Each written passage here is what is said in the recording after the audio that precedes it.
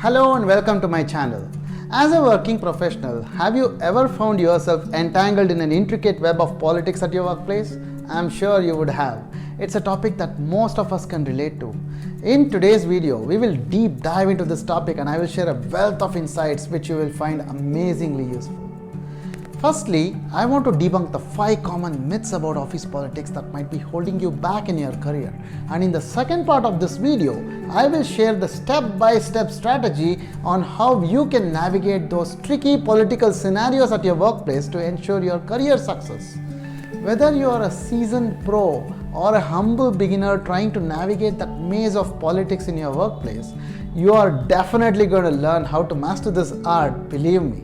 It's going to be a roller coaster ride, this particular video, so make sure you watch it till the end so that you would not miss any valuable information shared in it. My name is Navneet Seshadri. I am a leadership coach specifically for the AI workspace.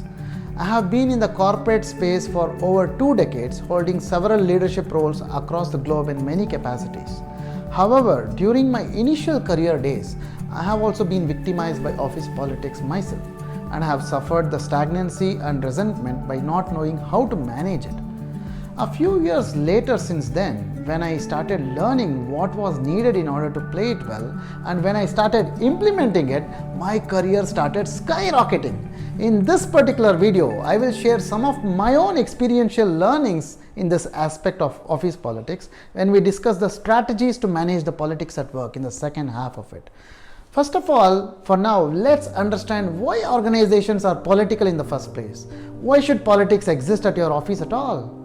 You see, companies in general are entities which are full of people, and as a result, it is bound to have diversity of perspective due to many stakeholders involved. Now, since we are humans and we are interdependent beings, we need to work through this diversity in order to ensure organizational goal attainment happens, is it not? The vision and the missions of the company are what becomes more important. Obviously, due to this, conflicts are inevitable because resources are scarce and tough choices need to be made about allocating them in due course to the right team or the right project. When there is scarcity of anything and demand increases for the same, what really happens? By the law of economics, the complexity emerges at that point, and that's exactly when politics also begins. This is why all organizations have politics in it. Now, let's consider a situation where you are in a meeting along with your colleague and you both have your own solution ideas pitched in for a particular problem in front of your common boss. Let's say your idea is actually better than your peers and you both know it. However, unfortunately, let's say your peer's idea is chosen by your boss for implementation and your idea is completely ignored by your manager without even listening to it. How does it make you feel when this happens? You see, just the fact that who is giving the idea is sometimes more important than which idea has more merits. This plays a big role in how things move forward, which includes your career progress, unfortunately. Does such a situation sound familiar to you? Have you experienced it ever? If not, it's definitely not uncommon. Well, this is an example of workplace politics in play. Before we understand how to manage this like a pro, let's debunk the 5 common myths I was talking about when it comes to office politics. So here we go. Myth number 1. You can either be good employee or you can do politics. Most people think so, and if you ask them, you will know that as well. The reality is, it is never an either or equation there at all. You see, most people define office politics as either toxic, frustrating, dangerous, unfair or whatnot. They mostly use adjectives with negative connotations when you ask them. As far as I am concerned, I feel it's a completely one-sided and an incomplete understanding of what office politics really is. You see, politics at a workplace can be used both ethically as well as unethically. Unfortunately, the latter is what we think mostly that it is. However, if you look into its deep core, it simply comprises of various informal, unofficial and sometimes off-the-record efforts by people who just try to position their self-interest to their teams and their team's interest over anything else. And sometimes they have their own priorities to get their work done as well with it. It is simply that, nothing more to it than this.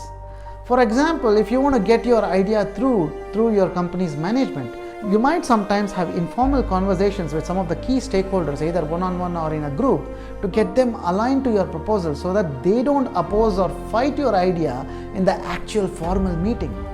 This is just you being precautionary. Because if there is an opposition in the formal meeting, it is not just a question of your proposal being dismissed, but also might damage your reputation. This is the risk. This is the real fear. Anything wrong taking such a precaution? I don't think so. Do you? So in a sense, office politics is not necessarily a negative thing. Take that off your head first. Let's go to the myth number 2. You can escape from office politics altogether. This is what some people think. The real question is not whether politics exists in the organization or you can escape it, but what type of politics exists. There is no company in the world without politics, even if it's a non-profit or a religious institution as well. As human beings, we are social creatures, and the use of relationships, the informal influence, and the power plays is just a part of how we engage, whether it's for the better or for worse, unfortunately. So you better learn to practice politics and do it right, or else politics will do you. Myth number 3. Politics don't affect your job performance or career. Some people think so. How many of you have thought or even now think, hey, I am so good at what I do. I am really talented and I am doing a great job.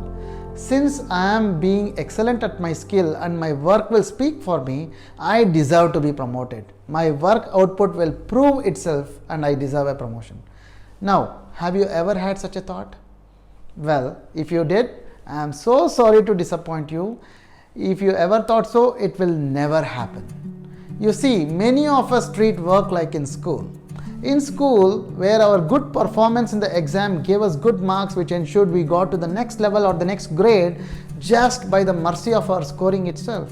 Our mindsets have never shifted from when we took up our first job, and we still continue to have the same mindsets after several years.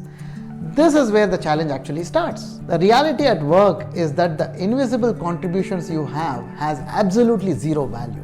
It's about framing and advertising what you are doing in terms of the value it's offering to the organization that really matters. In other words, every single time you are selling your value. As a result, you better learn to be good at it because your performance and career completely depend on it. Myth number 4.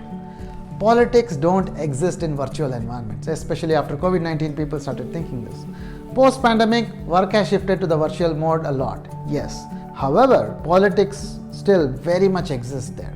While some of the research shows that office politics diminish in online environments, there is absolutely no evidence stating they disappear completely. You see, we humans are as much driven by the informal and political than the formal and the prescribed structures, is it not? How many decisions have you seen being made in a bar versus a meeting room? Consider the virtual meetings. Imagine yourself taking something offline in a breakout room in a Zoom meeting. Maybe about your idea with some decision makers or influencers, talking to them much in advance to a more formal meeting. Or you could just be having a chat with someone you think you can get some help or you can help somebody. In either of these cases, you are engaging in a political activity just by doing so as per definition. So where can politics disappear just because you work online? Absolutely nowhere. Myth number 5. Our political acumen and intelligence is our innate characteristics born with us. People think they are either born political or they are victims of it. For some people, political intelligence certainly comes more naturally than to others.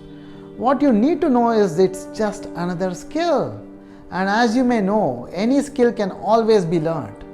Just like any other skill, you need to practice it in order to master it. But remember one thing in case of workplace politics, doing so needs intentionality, focus and a lot of practice, and it will only come naturally when you make it a habit. You know, if it doesn't sound natural, sometimes it can backfire. So be smart and practice this very well as a skill. Well, that ended our 5 common myths. With these myths being busted now, one thing became very clear. Politics in the workplace is very real and you have to live with it. You don't have a choice. So, instead of having to just survive it, How can you deal with it like a pro and take advantage of it instead? For this, let me share the key 4 strategies that can make you a master in managing it. These are the important strategies which comes from my experiential learning as well. Strategy number 1. Firstly, know that it all begins in your mind. You need to rewire your mind for the word politics and what it means in your head. You need to adjust the connotation and meaning of the word politics in your head and make it mean something beneficial or positive to you.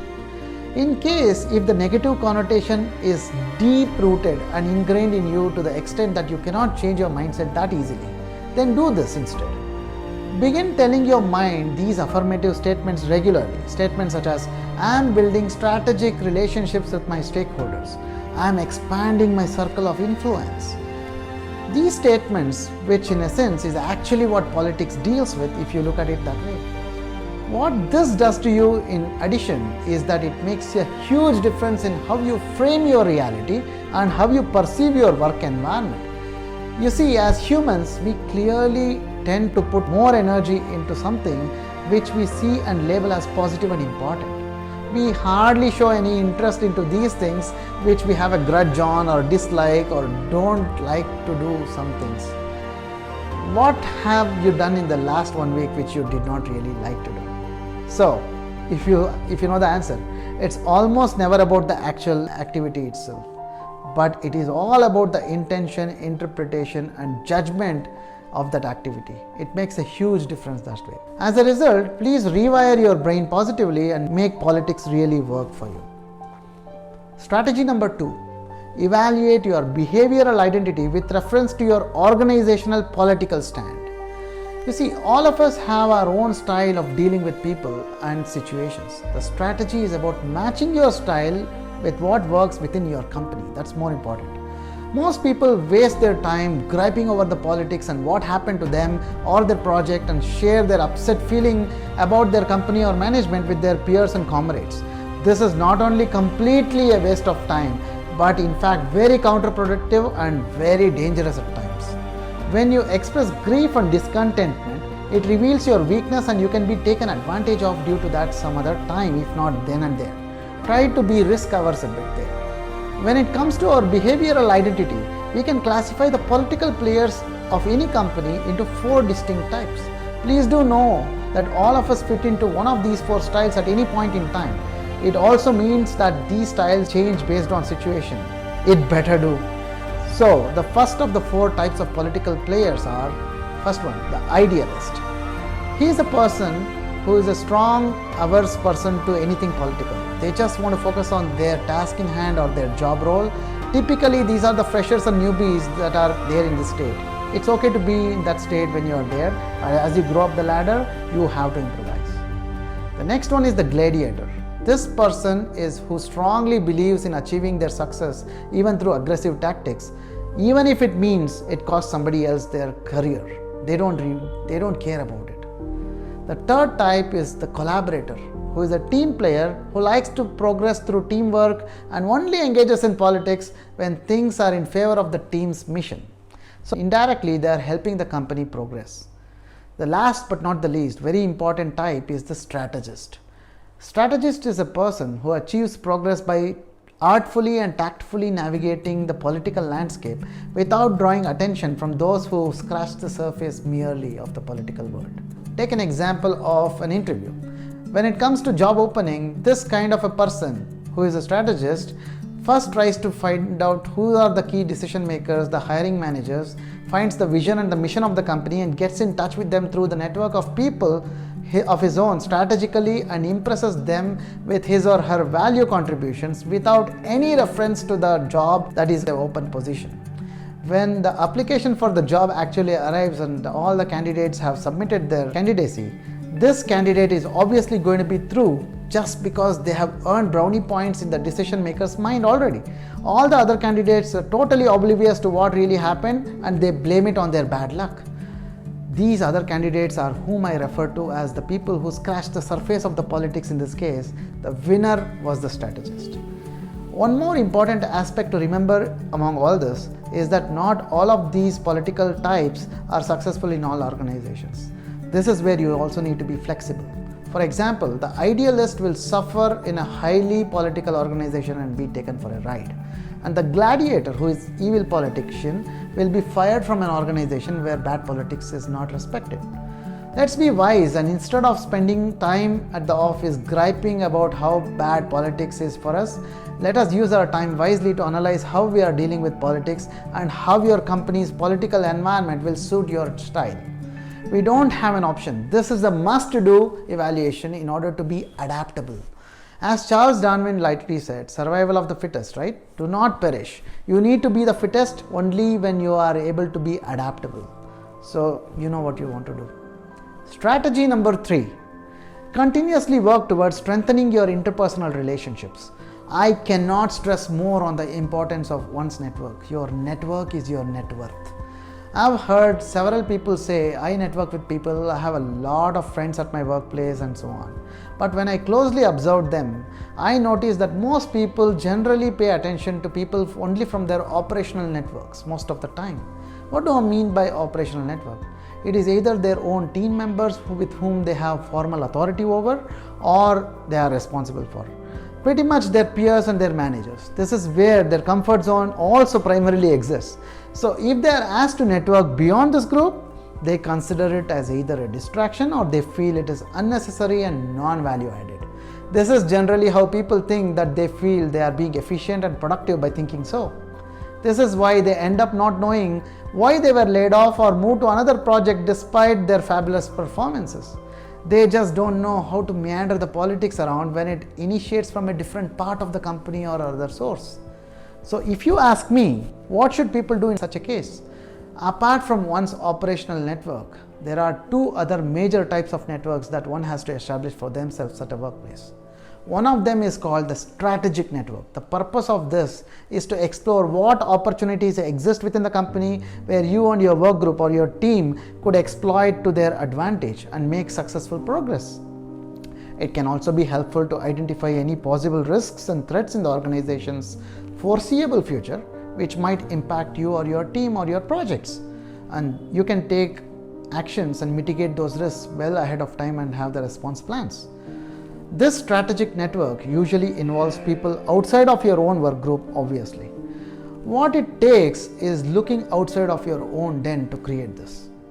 Now, third type of network that you should have is called the developmental network, which is where actually the people whom you have in this network usually are going to be your trump card for your career development and growth, either within or outside the company, depending on your intel that you receive from the political interactions. It is very important to know whom to consider to include under which network of yours. This is very critical because whom you know determines what you get to do at your workplace, and what you get to do determines what you get to know. The intel is everything. Use these networks as your intel sources very wisely. The problem here is, unlike developing friendship with a direct request saying, hey, can you be my friend? At a workplace, the mentorship, the sponsorship, the resource requests cannot be done that way, unfortunately. For these to work your way, your credibility needs to be built with the right people at the right places. One more thing here is, to figure out who is needed to be in these 3 networks of yours, you need to be crystal clear on what you really want to get done and what is your ultimate goal. Clarity is the key here. So last but not the least, let's move to the strategy number 4.